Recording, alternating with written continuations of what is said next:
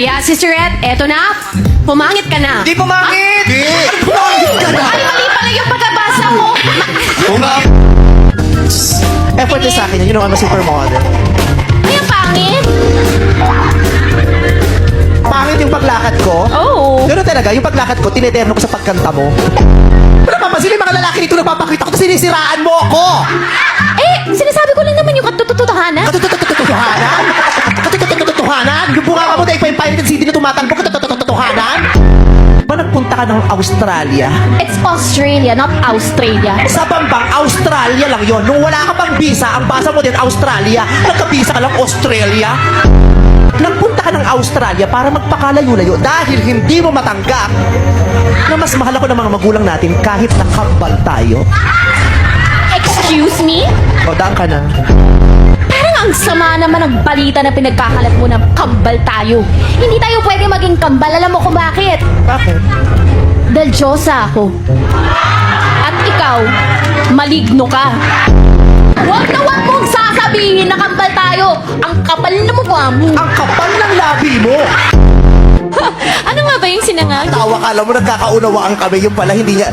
Fried rice yung sinangak! It sounds like a sabaw. Ikaw ang sabaw, girl! Parang sabaw yung tunog ng Ikaw nga, sinangag. sabaw! Sinigang yun! Alam ko yung sinigang, pero yung sinaag, O, sinaak pa. Sinaak! Isa pang ganyan, ikaw sinapak ka sa akin mamaya. yung tunog niya parang pwede mo siya isup. Yung sinangag is rice. Oo! Got it. Si Sir Nonoy, baka meron po kayong gustong sabihin. Pasensya na po na. Yaw mo na. Sir Nonoy, baka meron po kayong gustong bigay. Na advice. Ibahin ang famous movie line ni Nora Honor. My brother is not a black. Crazy. Crazy. Egg. Pussy. So ate, ano gusto mo? Crazy pussy. Ano bibiliin mo doon? Ano? Umiyak siya, umiyak Ate, ako ang mahal niya.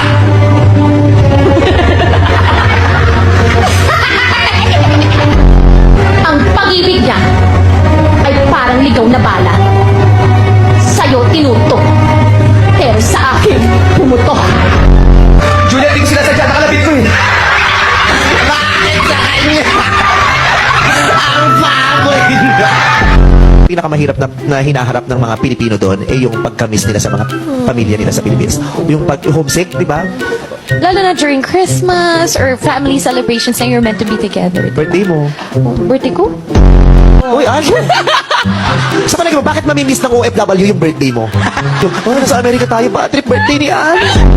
Lumipas na ang Pasko, magbagong taon, anuman ang mangyari sa Pilipinas, magka-martial law, wala kayong pakialam. Ang mabigat, yung nandito kayo o wala kayo dito, tapos birthday ni Ann. Taga saan ka ba, Lisa? Cavite po. Saan sa Cavite? Sa Rosario.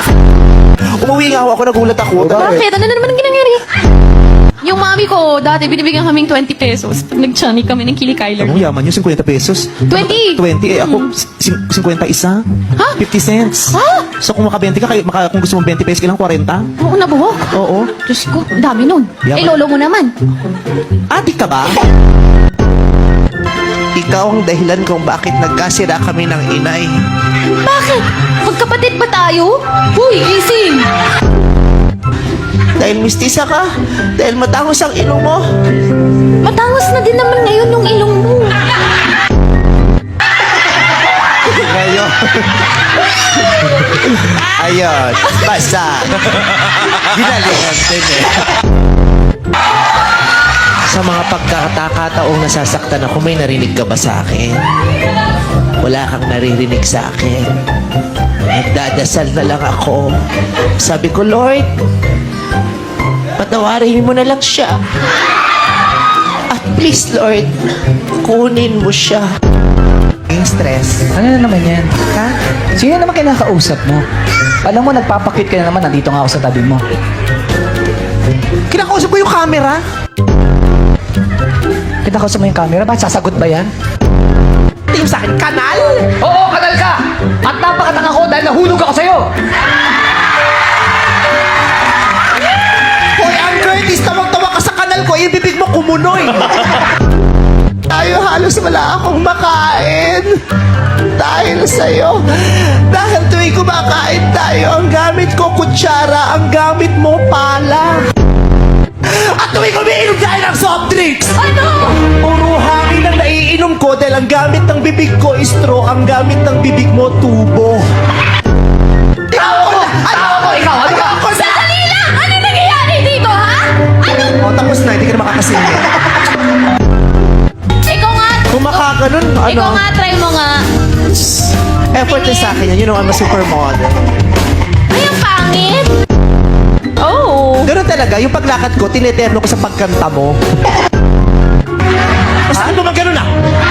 Kanda, baka malaglag tayo. O bakit ako? Nung tinulak mo ko, aakyat ba ako? Di ba malalaglag din naman ako?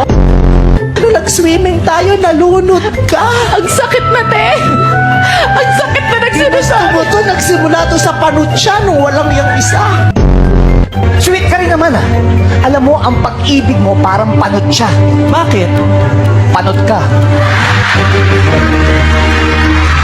Lalo na during Christmas or family celebrations na you're meant to be together. Birthday mo. Birthday ko? Hindi ko yan, birthday mo. Yung... Oo. Uy, ano?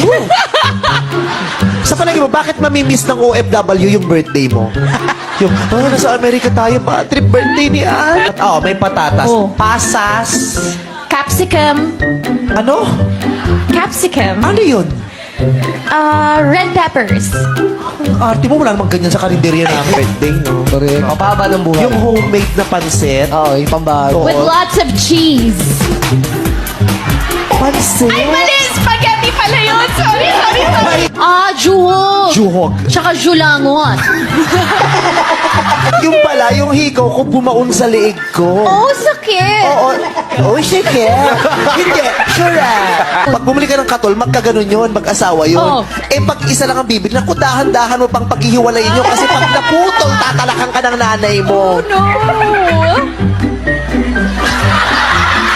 Ang tatadyakan ko sa puso ko. Ang kinukwento ko, katol. Ikaw talaga, oh no. Kinain niya naman yung sinela. Ano nga ba yung sinangag?